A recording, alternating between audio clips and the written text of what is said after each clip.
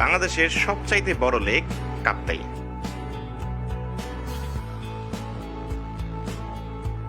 রাঙামাটির কাপ্তাই লেকের বুকে সবুজে ঘেরা একটা সম্পূর্ণ আইল্যান্ড জুড়ে একটা রিসোর্ট,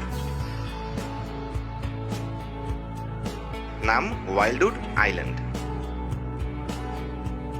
কাপ্তাই লেকের পাশে এমন একটা প্যানারোমিক রেস্টুরেন্টে কমপ্লিমেন্টারি বুফে ব্রেকফাস্ট,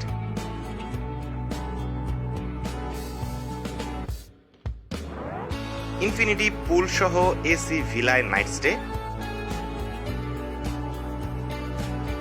রাঙামাটি থেকে বোটে রিসোর্ট পর্যন্ত নিয়ে যাওয়া ও দিয়ে আসা অর্থাৎ পিক আপ অ্যান্ড ড্রপ,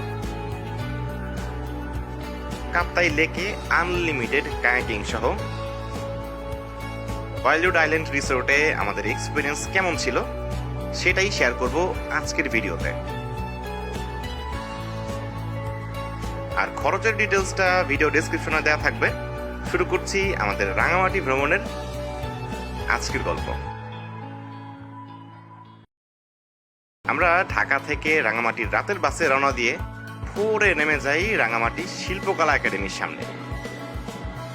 6:24 বাজে, মোটামুটি 4-5 মিনিট হয়ে গেছে। আমরা শিল্পকলা একাডেমির সামনে মাত্র নামলাম। এই যে আমার পিছনে হচ্ছে শিল্পকলা একাডেমি। এখানেই আমাদেরকে ওয়েট করতে বলছে যে যা ভাইয়া কয়েকটা মিনিট দাঁড়ান। এখান থেকে আমরা নৌকাতে করে যাব হচ্ছে আমাদের আজকের গন্তব্যে। কি বাবা, ও তো ঘুম এখনো শেষ হয় নাই, ও তো হালকা হালকা টলে। নাস্তা করে যাওয়া উচিত নাকি এখান থেকেই বা রাঙামাটি শহর থেকেই, নাকি ওইখানে গিয়ে নাস্তা করার কোনো সুযোগ আছে ওইটাও জানি না এখনো পর্যন্ত। আমরা তো বাসে গেছি, যারা নিজেদের গাড়ি নিয়ে যাবেন তারা আগে থেকে রিসোর্টে বলে রাখলে তারাই গাড়ি পার্কিং এর ব্যবস্থা করে দিবে।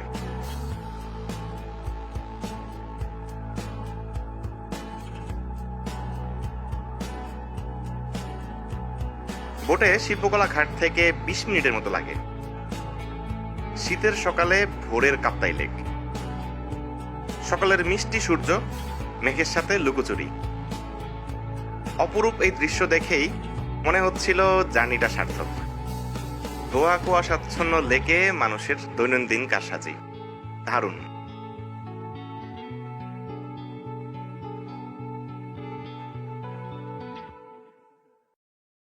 আমরা চলে আসছি ওয়াইল্ডউড আইল্যান্ডে। এটা কি রিসেপশন বলবো নাকি ডাইনিং? সম্ভবত ডাইনিংটা দেখা যাইতেছে, কায়াক দেখা যাইতেছে বেশ কয়েকটা। অপোজিটে সূর্যটা উঠবে অবস্থা আর কি। চলে আসলাম, রাইডটা মজা লাগতেছিল। কেন যে শেষ হইলো, ভালো লাগতো আর ঘন্টাখানেক চললে, তাড়াতাড়ি শেষ হয়ে গেল না? তোমার কি মন চায় বাবা? কাল পানিতে নেমে যাবে। ও তো সাঁতার পারে, সমস্যা নাই তো। তাদের চেক ইন টাইম দুপুর 12টা, আমরা 7টায় রিসোর্টে হাজির। কমফোর্টের ম্যাটার হচ্ছে রুম খালি থাকলে তারা আর্লি চেক ইন করতে দেয়। ব্যাপারটা খুবই কমফোর্টিং ছিল। প্রথম দিনই ব্রেকফাস্ট করার সুযোগ আছে, খরচ হবে পার পার্সন 400 টাকা করে। আর পরের দিনের ব্রেকফাস্ট তো কমপ্লিমেন্টারি অ্যাজ ইউজুয়াল। খাবার দাবার রেডি, ওয়েলকাম ড্রিঙ্কস। সকালে যেটা দিছিল ওইটা হচ্ছে ওয়েলকাম চা ছিল, স্যুপ আছে, এখানে ব্রেড দেখতেছি হালকা টোস্ট করা, পরোটা আছে, সবজি আছে, ডাল দেখতেছি, ডিমটা কিন্তু হার্ড শেপ করা, বাটার, জ্যাম, আনলিমিটেড, আবার চাইলে আবার দিবে। এরকম সুন্দর একটা লোকেশনে কাপ্তাই লেকের পাশে বসে সকালের ব্রেকফাস্টটা হবে জাস্ট অসাম। আলহামদুলিল্লাহ। আকাশ থেকে দেখি যে কেমন লাগতেছে। আর এতক্ষণ আসলে রোদ ছিল না একেবারেই, তো লোকেশনটা একটু এক্সপ্লোর করি যে আসি কোথায়। আর দেখেন আমরা আসলে কোন জায়গাটায় আছি। আমরা আসি হচ্ছে এই আইল্যান্ডটাতে।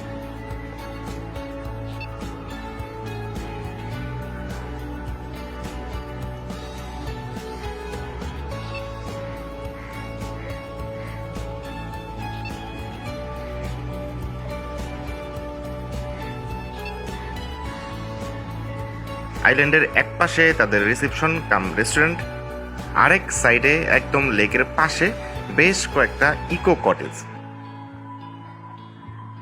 বাইরে থেকে দেখলে মনে হবে রেগুলার কাঠের কটেজ, বাট ভেতরে আসলে পুরাই অন্যরকম। এটা হচ্ছে কটেজের একদম বাইরের সাইডটা, পাশাপাশি বেশ কয়েকটা কটেজ। আমি একটু হচ্ছে রুমটা দেখাই। এই হচ্ছে ইকো কটেজ।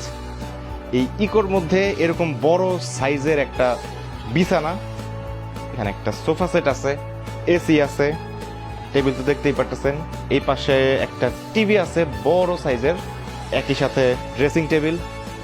এখানে কিছু এমিনিটিস আছে, কফি বানানোর জন্য যা যা দরকার সবকিছু আছে। আর ঝুড়িটা দেখেন কি সুন্দর।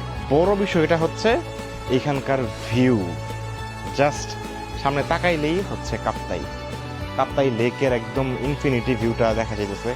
দূরে একটা নৌকা যাচ্ছে। এখানে কিন্তু একটা লকারও আছে এই জায়গাটায়। এই হচ্ছে ওয়াশরুম, খুবই চমৎকার করছে। এখানে একটা মিরর আছে বিশাল সাইজের। রেগুলার এমিনিটিস যা যা থাকে, ব্রাশ, পেস্ট, শ্যাম্পু টেম্পু এটসেট্রা। আচ্ছা, এটাও ব্র্যান্ডিং করা, ওয়াইল্ডউড লেখা।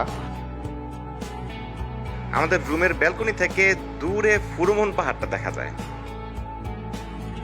একটু পর পর নৌকা যায়, দারুণ সুন্দর লাগে।